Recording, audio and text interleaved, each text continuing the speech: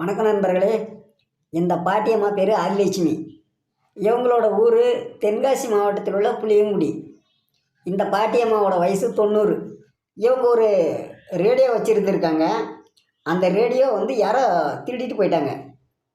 என்னோடய ரேடியோவை காணலை அப்படின்ட்டு காவல்துறையிடம் புகார் கொடுத்துருக்காங்க. காவல்துறை எந்த நடவடிக்கையும் எடுக்கலை. சரி, ஒரு 700 800 தானே இருக்கும் அந்த ரேடியோ, போனால் போகட்டும் அப்படின்னு விடவே காணும் அந்த பாட்டியம்மா. ஏன்னா அந்த ரேடியோ மேலே அவ்வளோ ஒரு பாசமாக இருந்திருக்காங்க. காவல்துறை ஆக்ஷன் எடுக்காத காரணத்தால் உடனே போயிட்டு மக்கள் குறைத்தீர்க்கும் கூட்டத்தில் கலெக்டர்கிட்ட போய் சொல்லியிருக்காங்க, என்னுடைய ரேடியோவை காணலப்பா, கண்டுபிடிச்சி கொடுங்க அப்படின்ட்டு.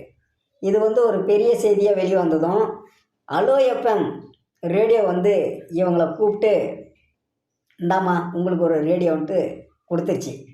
அலோ எஃப்எம்முக்கு என்னுடைய வாழ்த்துக்களும் நன்றிகளும். ஏன்னா இந்த மூதாட்டி அந்த ரேடியோ போனதை போட்டோம் அப்படின்ட்டு விடலை. திருடு போன ரேடியோவை போராடி வாங்கியிருக்காங்கன்னா போராட்ட குணம் இல்லாமல் யாராலையும் ஜெயிக்க முடியாது. போராட்டங்கள் இல்லாமல் யாராட்டமும் செல்லாது.